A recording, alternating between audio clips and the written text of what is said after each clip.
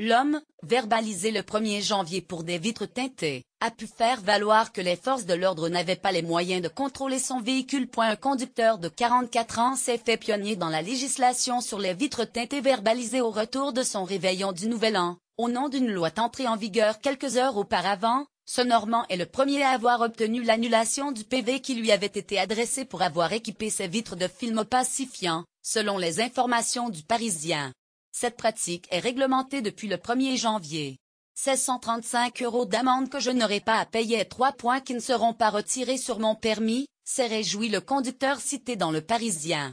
Près de 23 500 infractions similaires auraient été relevées entre janvier et septembre, et certaines pourraient subir le même sort que celle annulée par le tribunal de Bernay, dans le recoin pas de système homologué pour contrôler.